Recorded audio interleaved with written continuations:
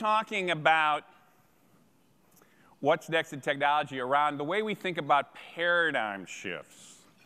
Paradigm shifts, and that people in technology will know a little bit about that, in that what happens is you have a technology, a system that's built around a technology, a way of doing things that everyone gets used to and comes to think is the way things are done. And then what you have is a new way of doing something, a new technology, often a new way, a new system that gets built around that new technology.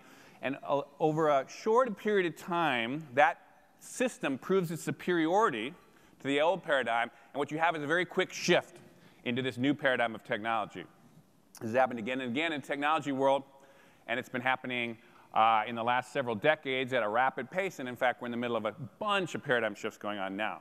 And so what I'm going to be talking to you a little bit about in terms of technology is these changes, these paradigm shifts, and ultimately where they're going next. But before we actually go there, I want to put what's happening in technology in a little bigger picture. And we're all, I guess, roughly here, this audience is all Americans. And roughly, maybe mostly all Americans, so I'll put it in a little bit of American context too, is what's happening in the world right now, I would say, is we're going through a huge transformation. And this happens every once in a while. In the world context, it happens every once in a while in historical terms in the life of this country. And what happens in these periods of kind of explosive change and innovation is actually two main things that happen. You watch some deep structural changes to the fundamentals of the technology undergirding the society, to the fabric of how the economy works, how business operates on it. Such deep shifts, like from an agricultural economy to an industrial economy, and those kind of shifts that you essentially forces a high level, a very rapid sense of reinvention around those big, deep structural changes. The second thing that you get is the country or the world comes up against unprecedented challenges. Things that the old way of doing things, those old paradigm of doing things, solving problems, doesn't work anymore. And so you have to have a rapid and a very intense period of innovation to essentially reinvent the way we solve these problems. Now, in terms of America, I'll just put it, there's been 4 major times about this. We're not going to go into much detail here, but it's worth knowing that there's basically a period at the early 18th century, or sorry, 19th century, which was essentially 1800. This is Thomas Jefferson. There's an explosion of innovation around there, around democratizing our society and ultimately our economy. There was, of course, a big one around the Civil War. And it wasn't just about slavery. There was a huge change in the way America. We had land-grant universities. We had Homestead Acts to open up the West. Huge, a burst of innovation for about 10 or 20 years around really reinventing what America was at that period. There was one around the 1900, the early 20th century. In this case, Teddy Roosevelt was there. But also Woodrow Wilson, an explosion of essentially of how we were going to essentially live in urban industrialized centers. And we essentially reinvented what America was doing at that time. And ultimately, the last big one was around World War II and the Great Depression, which came out of the post-World War world where we essentially reinvented what America was in the post-World War boom. That is the kind of change we're in right now. It's that kind of moment I think our country's in now and I think the world's in now. And that's why I think a good kind of frame for thinking what's going on in this technology world. So what is happening then? Why would I say it's on that kind of stage of kind of really historic changes? Well, we're going to focus more on these technologies. Well, one of the main things is undergirding essentially our society economy is one of the most fundamental shifts in technology the country's ever been through. And at a kind of very basic level, it's shifting to computers and essentially advanced telecommunications or the internet. And those two key shifts, among others we'll talk about, are really driving just really fundamental, really deep structural change all throughout our society. The second thing, though, it's not just about that. We're watching on a kind of historical level, partly because of these technological shifts, we're watching essentially a reworking of the entire world into one highly integrated global economy and ultimately a much more sophisticated global organization around our larger things like our society. In fact, if people in 50 years, 100 years, 200 years from now, they'll look back and they'll say, what happened in the early 21st century? And they'll be saying, the world went global. That essentially is the way they're going to squeeze down essentially the essence of what was happening this early part. And then the third thing I would say, we have these deep structural changes happening, in other words, as I mentioned, but we also have a set of unprecedented challenges. We have ones that the old way of doing things, the 20th century way of doing things, just aren't up to. Not the least of which is climate change, as that image kind of shows you there.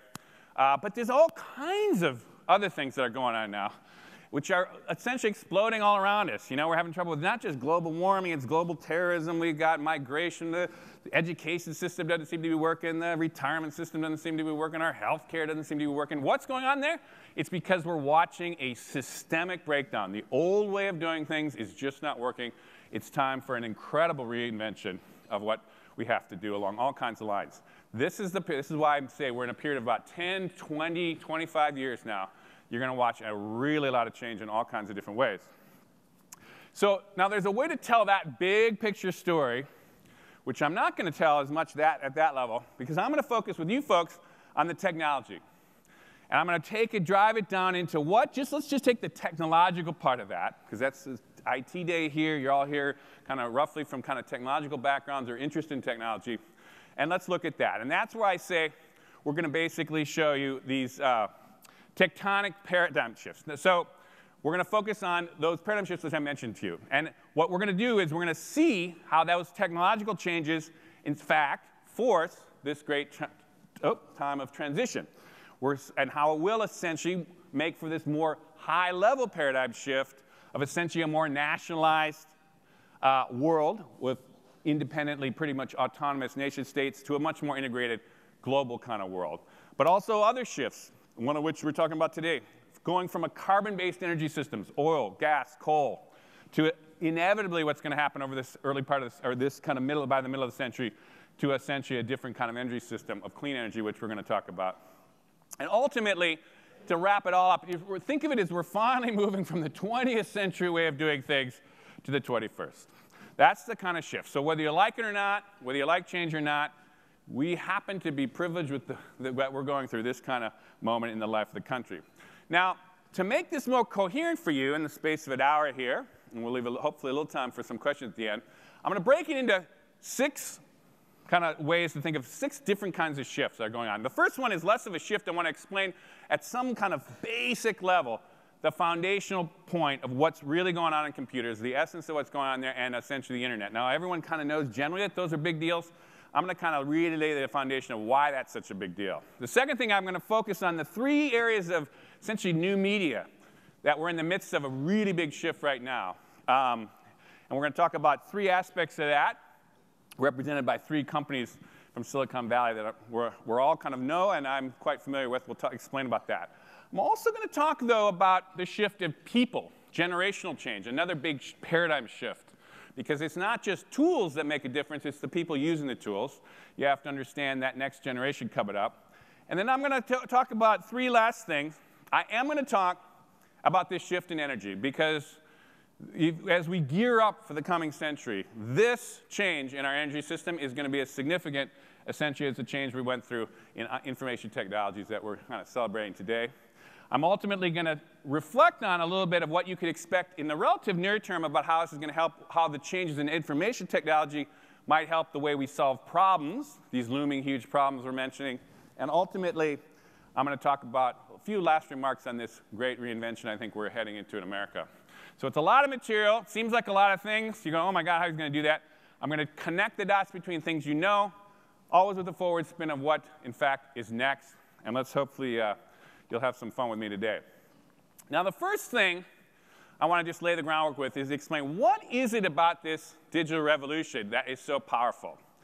And the way to understand that is people outside, not all you are techies here, so I really want to also talk to people about the fundamentals of this, but also people who are in the technology field. It's a good little refresher to remind yourself of some of these facts.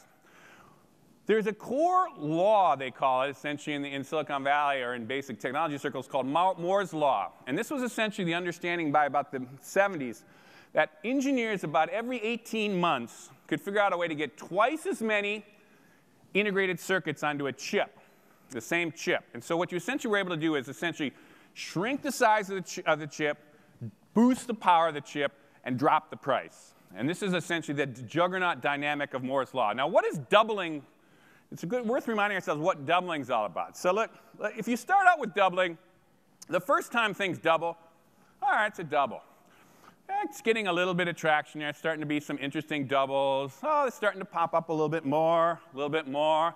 Interesting. Now it's starting to get some traction. Well, now it starts to double, it goes boom. And then the next double goes whoomp.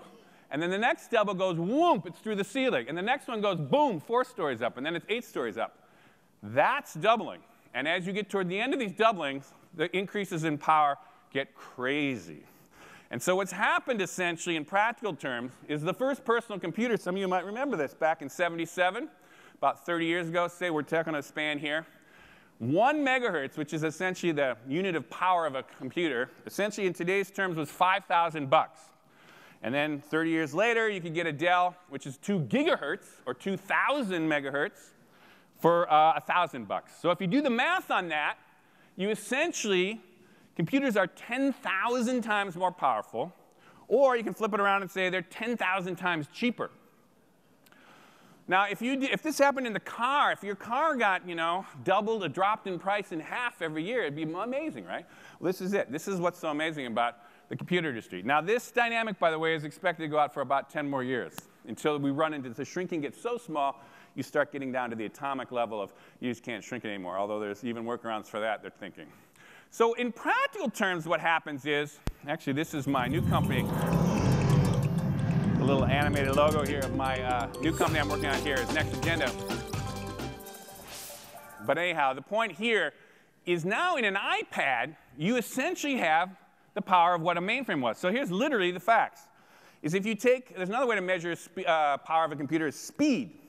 So back in the 70s, 75, that same period where this Moore's Law started, you would get essentially a supercomputer. The biggest supercomputer at that time cost $31 million. And it went at that speed. It's called megaflops. Today, the iPad 2 has actually more megaflops, and it costs $500. Look at the size of it, too, by the way. One of the slots of that, this is actually a picture of that supercomputer. The whole iPad could slip in just one of those slots. That was essentially one of the ways to hold memory there. Huge changes happening in technology, the power. That's one thing. Second thing is the telecommunications revolution, particularly the internet. And to that one, you have to understand a second law, which is called Metcalfe's law, both these named after kind of key people in the valley. Actually, Metcalfe wasn't in the valley, but anyhow, the point of this idea is he figured out, the value of any kind of telecommunications network is equal to the square, essentially, of the number of users. You kind of just think of it this way. It's essentially an exponential. Anytime you square things, it's an exponential growth. And the way this works is just, in a practical terms, is think of it this way. Think of it with just basic phone system. If you had the first phone in your community, it was worthless. You had to at least have 2 phones, right? Because you had to call somebody. Well, then let's say you had your line to somebody, and then somebody on the other side, they can talk to their neighbors. Well, here's the thing. By just connecting one connection between those 2 people, you don't just add 1 new person, you add 3 new people. Boom. And then if you add another person, it's not just 1 person. That person, boom, can hit all those people. And ultimately, you just keep adding like this, aggregating these networks, and you essentially get this exponential value that starts growing as you aggregate networks. That's essentially, in essence, the power of the network effect in the internet. And that's essentially what's going on with the global internet. Now, this thing has been playing out initially with these kind of telephone lines, and then it was initially, the early, modems and baud modems and all these things you people remember from the 90s.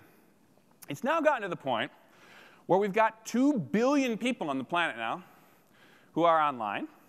And this is even more crazy. In the last 10 years, we have now got 5 billion people who have cell phones on the planet. So 3/4 of the planet now is connected to this telecom network. And ultimately, as you're going to see later, the bandwidth of the wireless telecom is getting bigger, and the power of these handheld phones is getting more powerful. So very soon, you're going to have almost every human being on the planet connected with very powerful computers in the palm of their hands for dirt cheap, connected through this high bandwidth. This is a big deal. This starts to really get some crazy implications on the world. So if you look this way, people probably don't recognize this. Right now, if you broke down in the whole world, the region by the world of who's online, the first one here is North America, or the farthest one from here on both sides. And of course, we got about over 75% of our population is online. Europe after us, and you can see it going down the line. By the way, Oceania is like, the 5 islands in the middle of the Pacific Ocean, right? So they got a high level, but it's because they got like 500 people or something.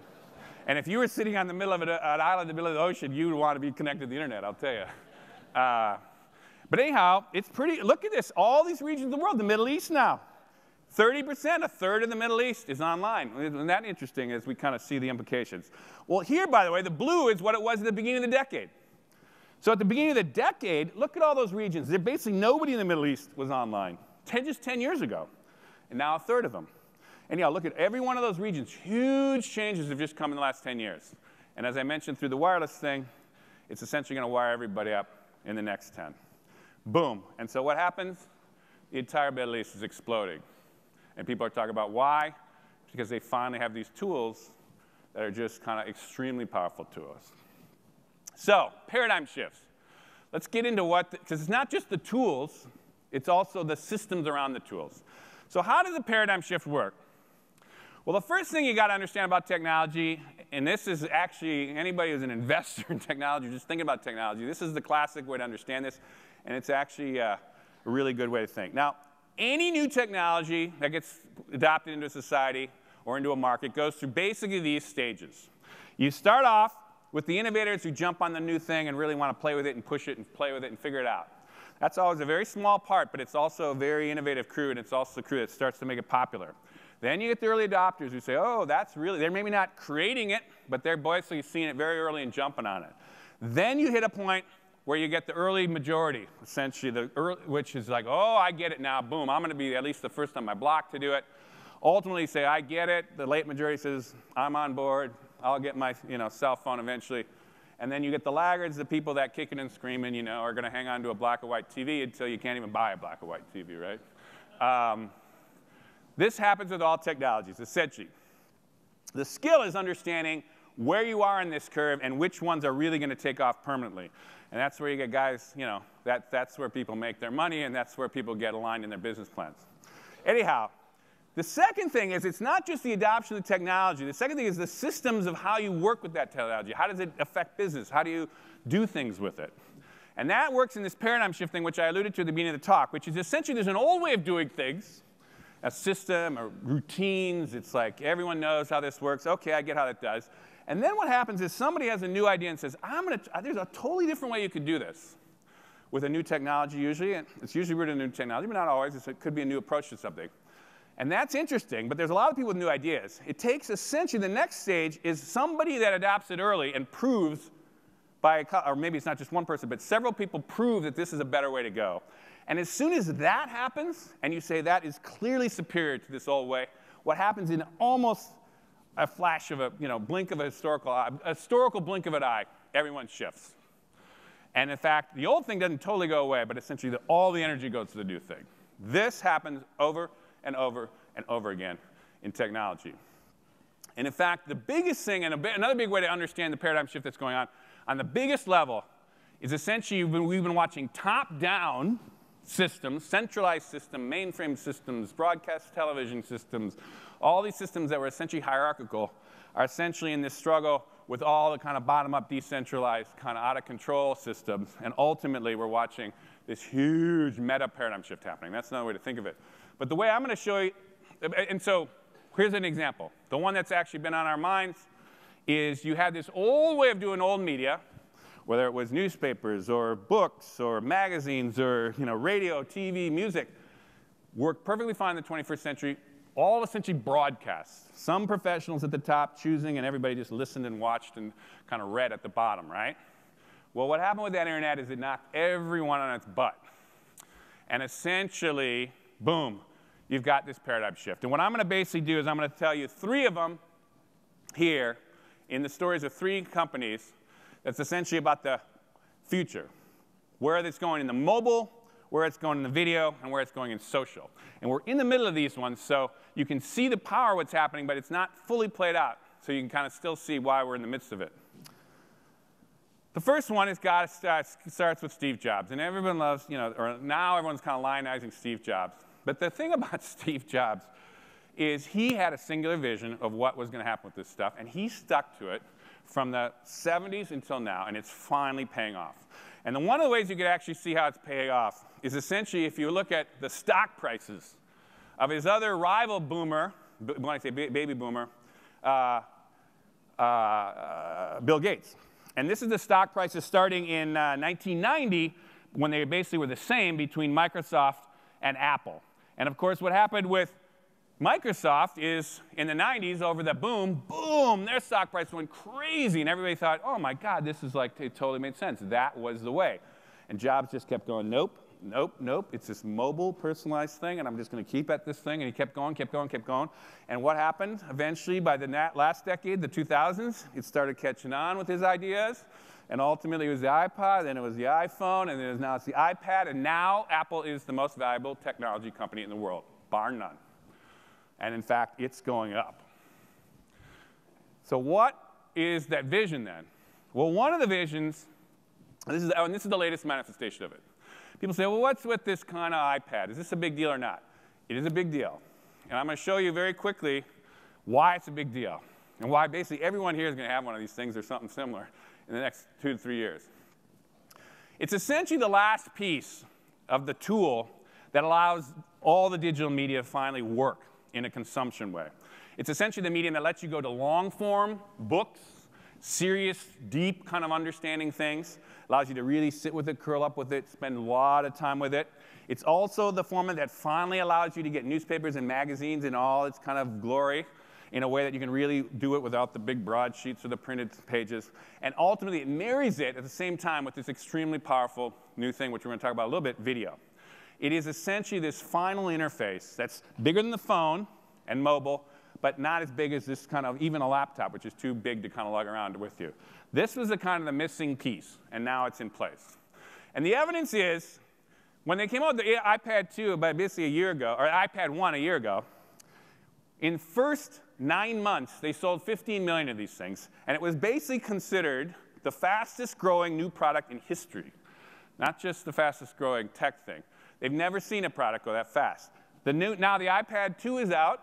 Again, they didn't even wait a year. They're expecting at least 48 million, close to 50 million of these things. They're backlogged 6 weeks. You can't even get them now. And what the other thing is, you start to look at the other facts of this. People wondered if people would read books on these things. Apple has already sold, in the first 9 months, sold 100 million books. 100 million books. People are reading on that. That's just that.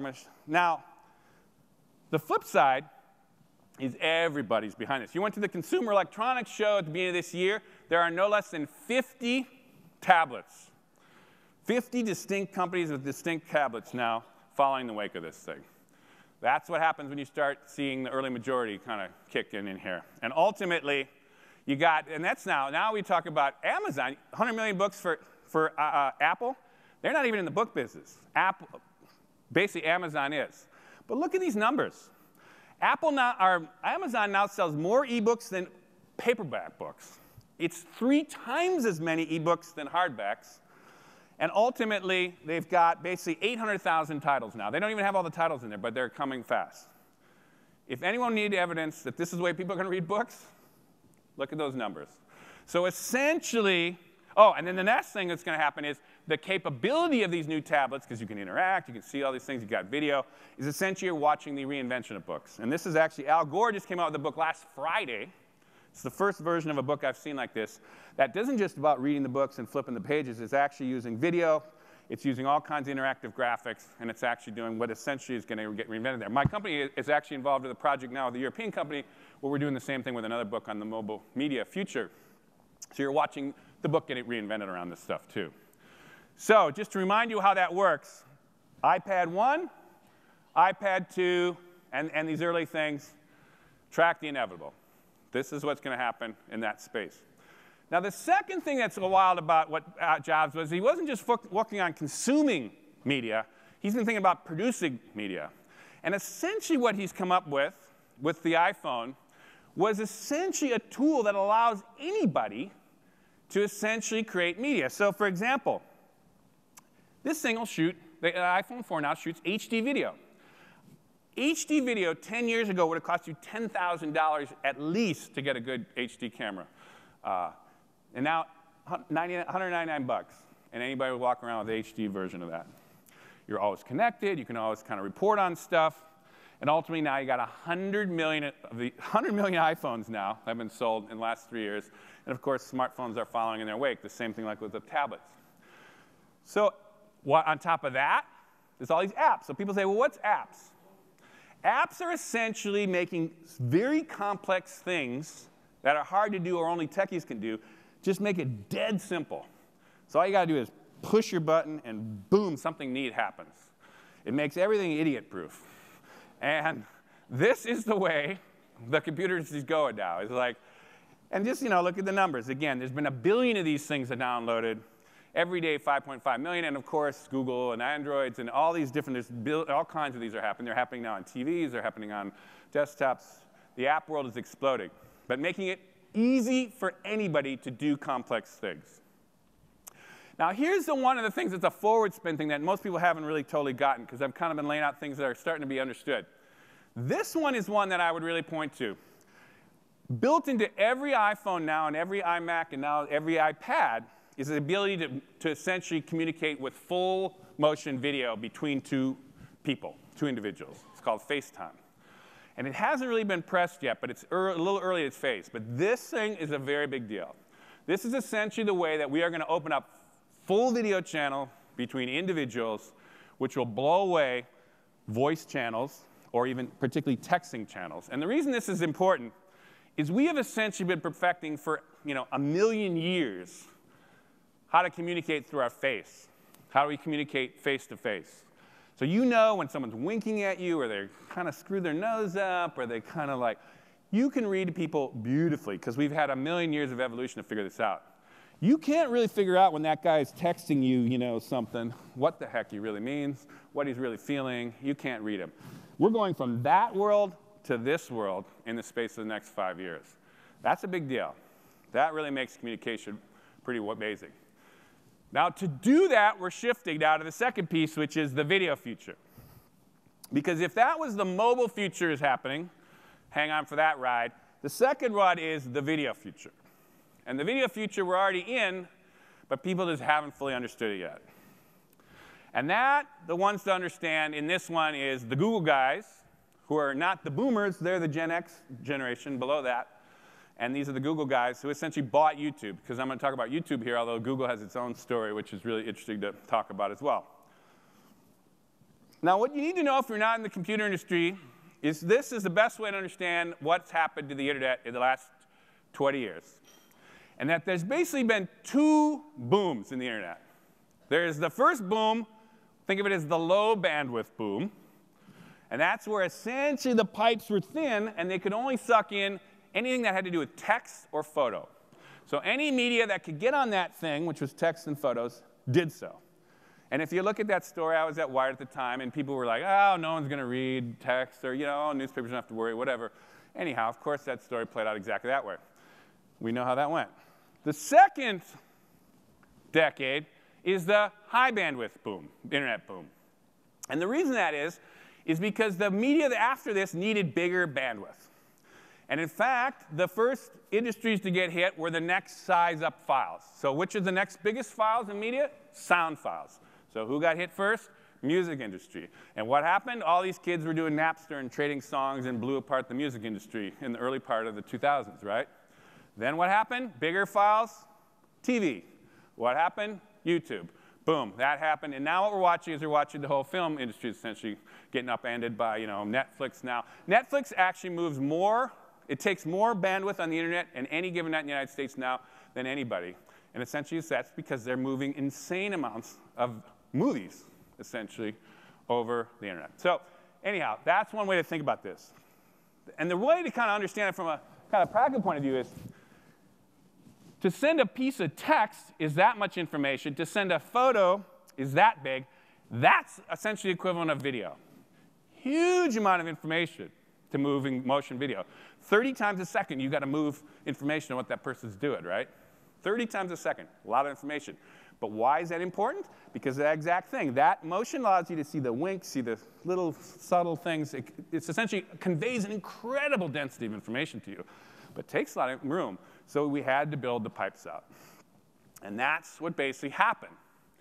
And this is a very cool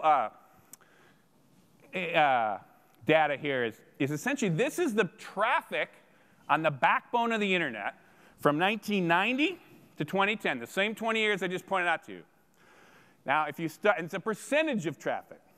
So if you look at the closest side to be here, I don't know if I'm out of the light here, the World Wide Web didn't exist in 1990, right? So its percentage was 0 part. But essentially, once the web took off, the web by 2000, that's the one on the bottom there, is half of all internet traffic was the web, right? Well, then what happens at that point? You start to see the beginnings of video. But where did video really kick? That's the blue one, 2005. What it was at? That was YouTube. And now, video is over, it's 51%. It's over half of all internet traffic now is video.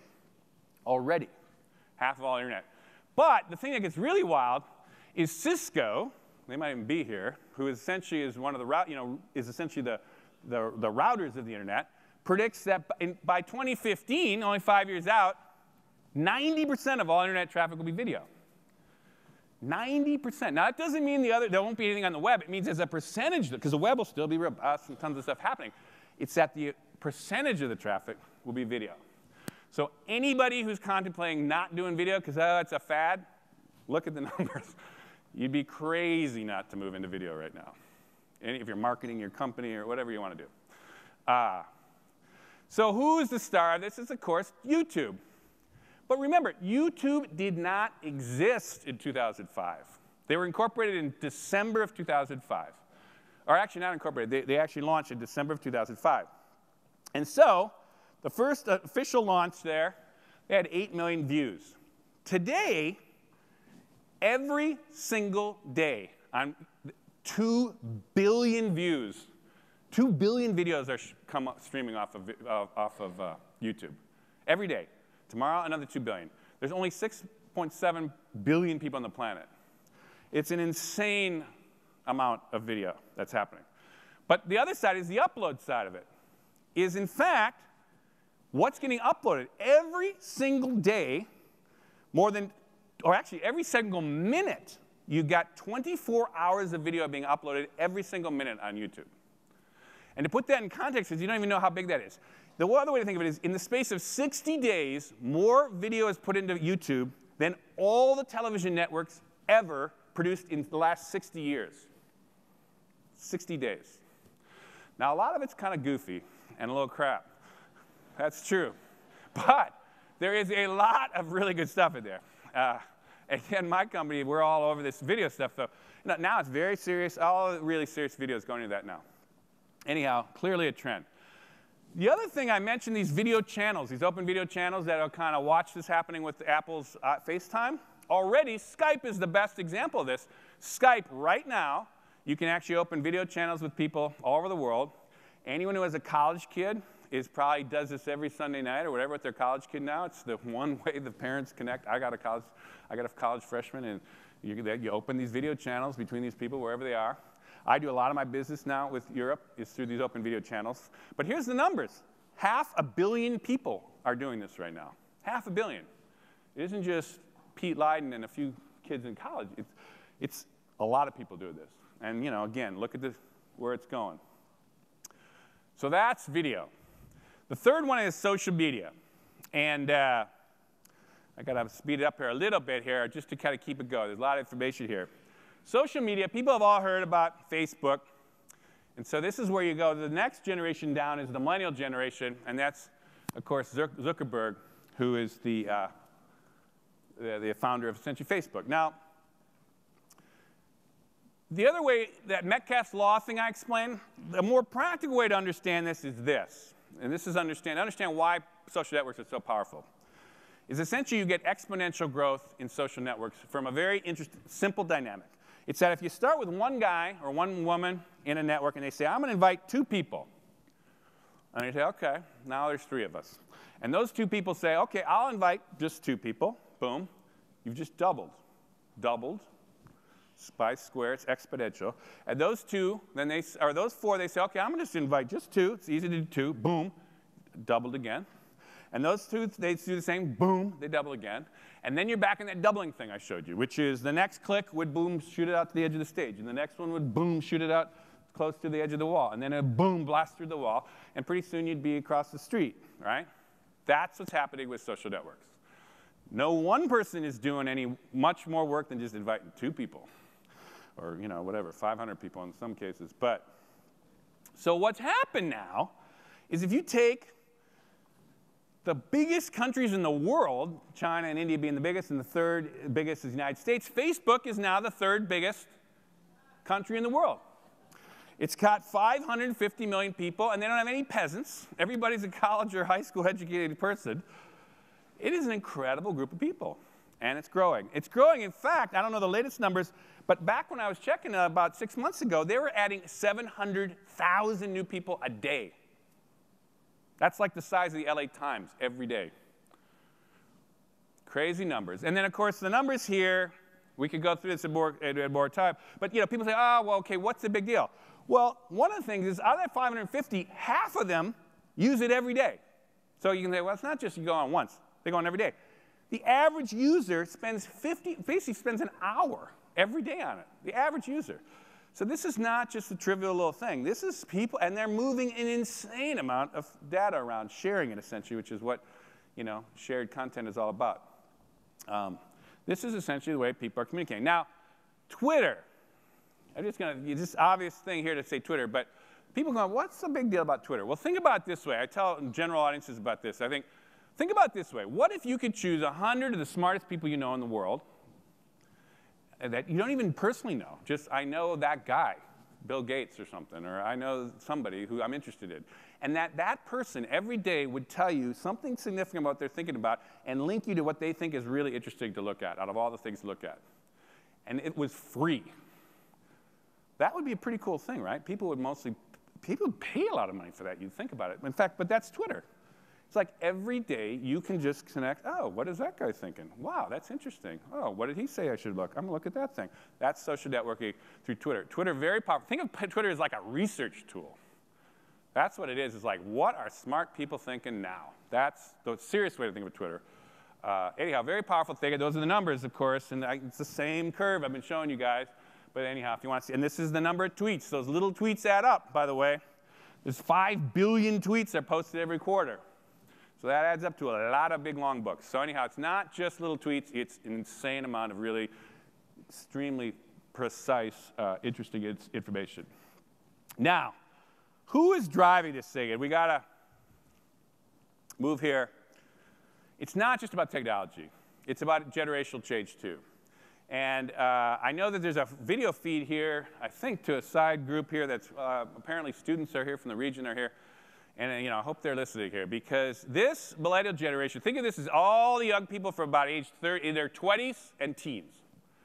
This generation, the millennial generation, is really going to be one of the most amazing generations of American history, potentially, I will predict. And not just me. And one of the things you got to know about this generation, it is the biggest generation in American history. Everyone thinks, well, that's the boomers. Oh, wait, let's not get there yet. This is, by the way, a demographic thing they call the population pyramid. And it used to be that you'd have old people at the top, young people at the bottom, men on one side, women on the other side. And it used to be a totally perfect pyramid because people would get born and they'd die off in a nice, orderly way, and essentially there'd be one wise woman at the top. And that was until the boomers came along and said, we're not going. And so they're screwing up the pyramid. I'm actually a late boomer, so I can actually say that. Well, we all know about the boomers, and there's, how are we going to deal with Social Security? That's a lot of people, but what people have not focused on is the millennials. Boom. That generation is bigger than the boomers. They are essentially the children of the boomers and immigrants, and the biggest generation in American history. And they are, by 2015, they will all be adults. They will be driving the workforce. They will be driving the consumptionist economy. They will be the guts of the American economy. And they're going to be a force to be reckoned with. Now, you think, well, I was a young guy. I know what that was about, or a young woman. I get what that is. Not true. Every generation, very different, very different. They have a personality. It's very different, comes of age, when, what was going on in the world, what they think and how they feel. This is a good example of this. This is essentially a Time magazine cover back when Generation X, which is the generation between the boomers and millennials, Generation X was this is in the 80s, they were kind of a much more individualistic generation. They're very entrepreneurial. They did a lot of great things. But look at it. They wore a lot of black. They didn't look at each other. And there's probably a lot of you in there, so I'm not. But this is the millennials. The millennials, on the other hand, and anyone who has kids in this age, they're just hugging, and they're all over each other, boys, girls. You can't do anything without 20 of them. And anyhow, totally different personality. So anyhow, when you think about that, seriously, there's a bunch of ways to think about this generation, and I do a whole talk on this thing, but I'll give you just 5 things to think about. One is it's the most diverse generation in American history. 40% of them are from different races. They do not see the difference in races. They don't see the difference. They really don't. They're over that, and they can't really figure out why everyone's so uptight about it. They're the most endowed generation. We kind of wring our hands about the education system. They are by far have the most, they grew up in the most affluence. They've grown up in the most, been given tons of opportunities in a way that,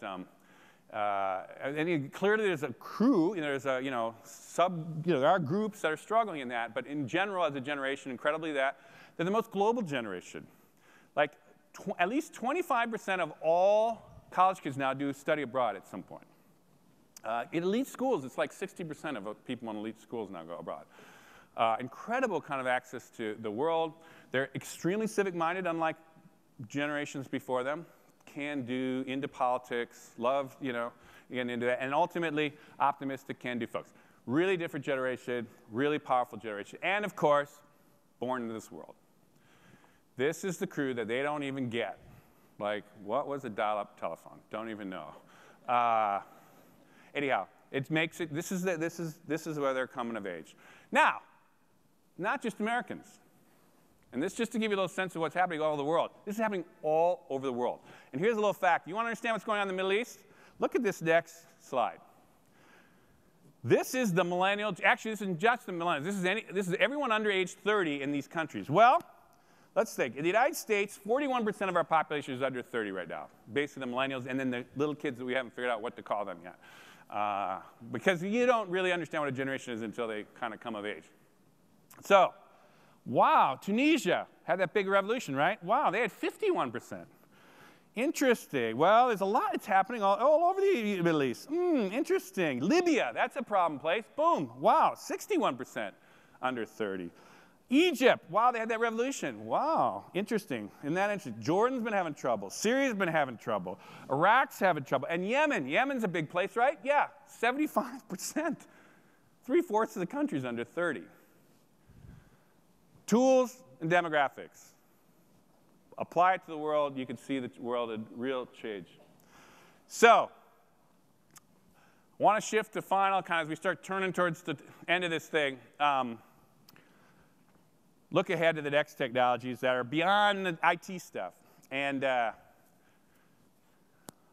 way to understand this, and again, if we had a little more time, I'd go into more, is essentially these curves keep coming back, right? Well, there was essentially a ton, actually Hanford here, you're close to it. There was a ton of innovation in essentially the technology that came spilling after the war into the American economy. Mainframe computers, atomic energy, commercial aviation, plastics, all kinds of stuff, which I would argue was one of the fundamental reasons behind the American boom in the 50s and 60s. Then what you had in the 80s, starting in the 80s till, and we're in the middle of this now, you had this computer and internet thing. And by now I should hope you're kind of following that story and thinking, OK, that's a big deal. So then you think, this, though, is, if you really look out, there's the next set of technologies. And this next set of technologies is the one that you got to starting to screw your head onto. And we're going to at least touch on this. And then 3 biggies, I'd say, biotech and genetics, huge thing. We could talk a lot about that. Clean tech, energy, we are going to talk about. And nanotech, which is essentially manufacturing at the atomic level, which is a very real science and is real industries, and there's a real traction. I am not going to talk about bio and nano given time. I am, though, going to talk briefly about energy, and I guess it's also part of your thing, the energy day, too. Now, I don't know the politics of exactly this part of the country here, per se, so I don't want to wade too deep into the partisan side of energy. But I will say this. The scientific evidence is pretty clear here, that we are we are changing, humans are changing the climate of the planet. And there's a debate, some kind of debate you could say, but not really. And here's one example. This is essentially carbon, which CO2, which is essentially the key thing that's screwing up the climate, is from the Industrial Revolution. This has been before the Industrial Revolution, for 1,000 years before the Industrial Revolution. Then boom, that's been what's happened to the carbon in the atmosphere. There's other charts you can see. These are the last 25 years of regions of the world that have heated up. If it's red, it basically went up a degree. If it's blue, it went colder. It's clearly hot, colder. Anyhow, you could go through the facts of this. We don't have the time to go through this. You can debate that science. There's a little bit of that going on, but I would say that's kind of done. The other way to think about it is this, is essentially economics. For those that don't want to even buy the science of it, here is the cost of a barrel of oil from the 80s into the 90s. Here's where it's at now. We're all starting to worry about the cost of oil, right? And gasoline. We just haven't begun to see that thing go up. Even at the best cases of even people in the industry, that thing is going to go up. We've got a booming global economy. China's sucking oil. There's a lot of debate on peak oil, whether we've actually reached the peak production levels. There's almost no scenario where that thing's going to come down. The real worry is it going to go really radically up? And within the next 2 or 3 years, we'd have $200 a barrel. Anyhow, for economic reasons or climate reasons, we are going to shift off of carbon. And so that is a big problem. Because if you look here at energy production in the world, coal, gas, oil, you can see these chunks here. We don't have the time to really go through it. But essentially, most of what the energy we produce on this planet, by far, is based in carbon. You can see the big coal and oil and plants. That green thing is plants. We still burn a ton of plants. Anyhow, that's where we are. This is how we consume energy, because it's not just about cars. It's about electricity. Cars are just the red part. There's electricity, there's heating, there's agriculture. There's all kinds of ways we're using energy. And so we got to get, and this is essentially the growth in energy use over the last, from the 70s in the world. Each of those strips is a country. We're at the bottom here, the black, growing, and a big chunk of the global consumption of the whole world. Red is China. Orange is India. What is clear, though, is it's only going up. And so we're consuming more energy. This is essentially American energy from the 20th century onwards, and these essentially are the different kinds of energy. The bottom one is coal. So in the early days, it was all coal. We've kind of stabilized on coal. This is essentially natural gas, and this is petroleum, the big oil, essentially what we think of. But it's grown, and it's carbon. Blue is carbon, and blue ultimately for climate change is bad. So we are still hugely stuck on carbon. Now, the good news is we can actually have all the technology and all the understanding of how to essentially shift dramatically in the next 35 years or so to essentially a situation where we've got to get 16 terawatts. Terawatts is the biggest kind of unit we think of in the world essentially consumes about 18 terawatts of oil. Not of oil, of energy a year. We could probably, through conservation, get down to about 16. But from 16, we got to essentially we're going to never get totally off of fossil fuels, but somehow we got to come up with essentially, the math here is about 11 terawatts of clean energy. That's a big deal. Now, how can we do that? We could do that with nuclear. Nuclear is definitely good for the environment in terms of the climate change thing. It doesn't give off CO2. So almost any scenario has beefing up our nuclear. We can do geothermal. We can do wind. These are the different options here. Solar. There is a total way to do this. The technology's there. The know-how's there. The ability to scale up is there. We get it. It takes will. It takes real concerted effort. Now, whether it's economic pressure, as I mentioned, through oil, or climate pressure, one of the two might drive that. This is just a simple thing on electricity. One piece of what we have to do is go from, this is an electric grid in the United States. The grays and whites are essentially carbon-based energy, which is what we do now. We got to somehow figure out how to shift into some mix of wind, all the different things we there, including efficiency, which is this. This is essentially a lineup that Al Gore's group essentially came up with as a possible way. And under their scenario, you could do this in 10 to 15 years. If you essentially just, because we know how to do this. This is not like someday we got to invent this. It's like but it would take a huge shift. But the good news is this thing, which will happen one way or the other, you talk about a driver than economic growth, we would have to rebuild the energy grid. Lockheed Martin's all over that. We basically got to somehow refigure the transportation system. You would have to essentially get this all connected through high bandwidth internet and all this other stuff to coordinate it. We'd have to figure out how to live in a different way. We'd have to essentially get much more efficient housing and all that. That's just the low-hanging fruit, frankly. We'd have to figure out a different way to do agriculture because it's also still stuck in a lot of oil. And we'd have to adapt because it's already affecting us. Tornadoes, hurricanes, start paying attention. That's going to be more and more and more of essentially our lives, and we're going to have to adapt to it alongside of this shift. So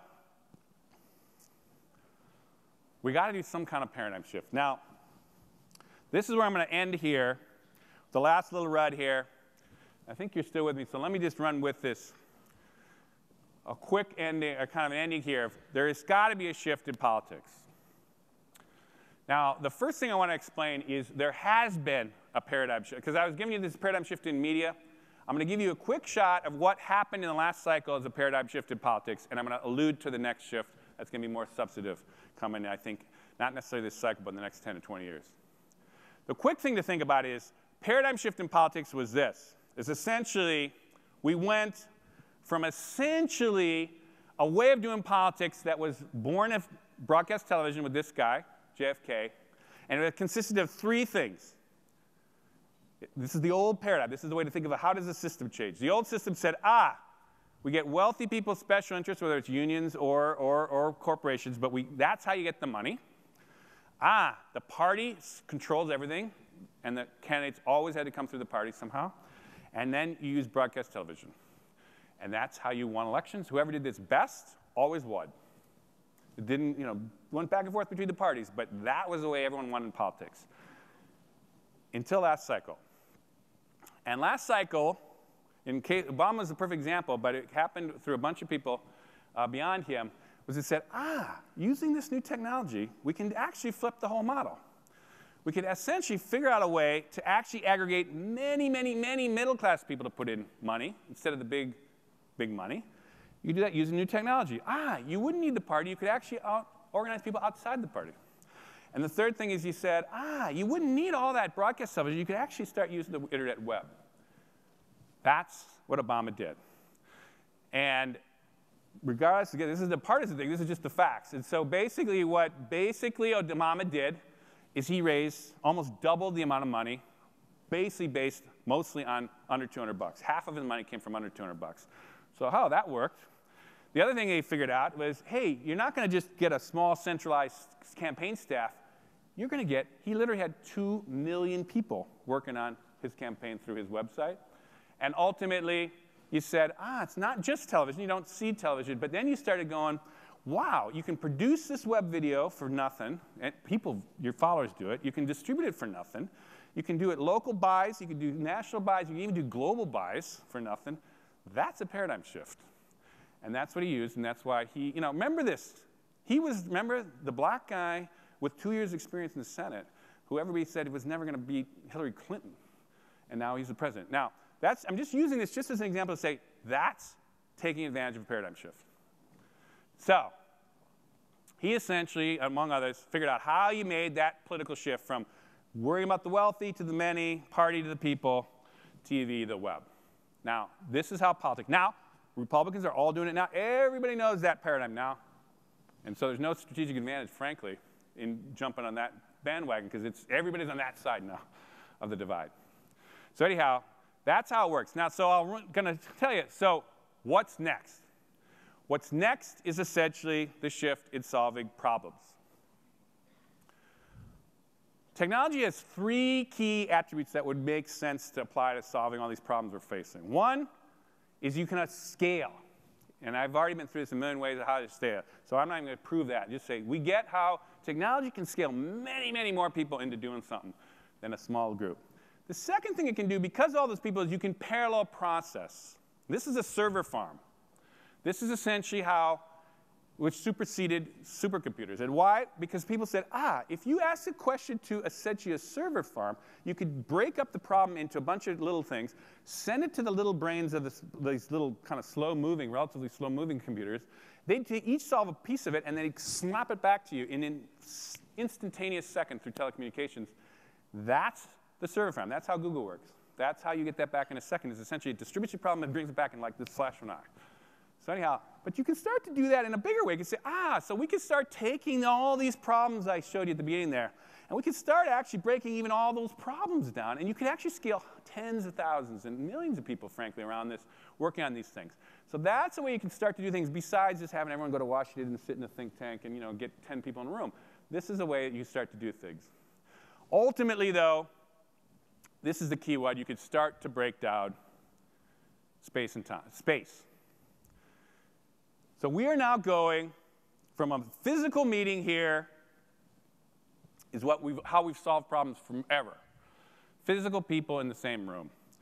Well, then we start thinking, what would help us do that same meeting but from afar? Well, we can send emails back and forth, which is still the way most people do things.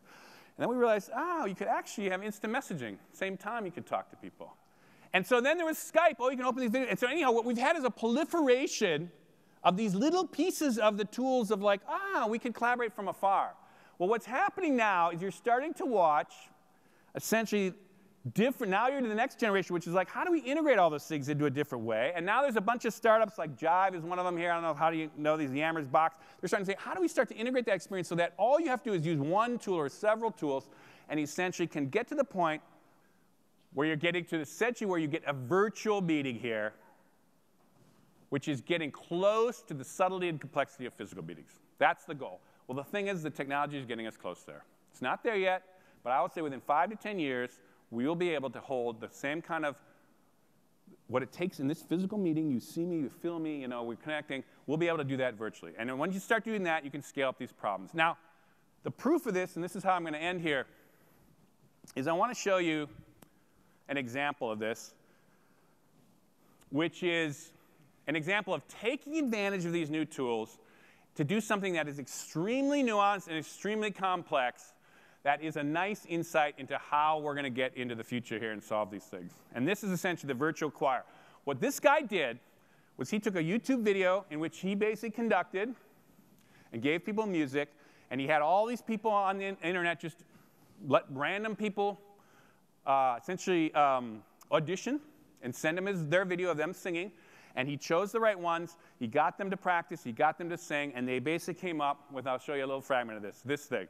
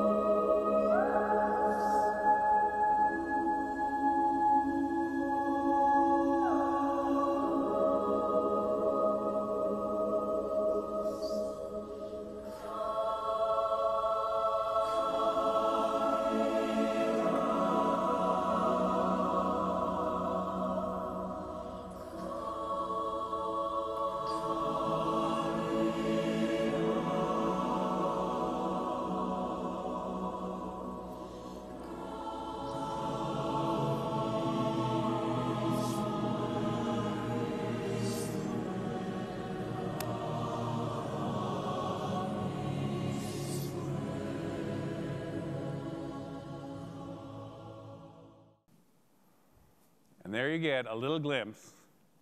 You notice those are all millennials. Nobody was in the same room. No one saw each other. Nobody gathered. No one paid plane tickets. No one had to buy special equipment. No one did anything. They sat in front of their computer that they already had and basically did their part to do a beautiful, complex, collaborative piece. And that is only one little glimpse at the kind of collaboration and the kind of things we will do together in the coming decade around these incredibly powerful new tools. And with that, I'm going to stop here and say thank you. You've been a fantastic audience. I do have time. You've been a wonderful audience.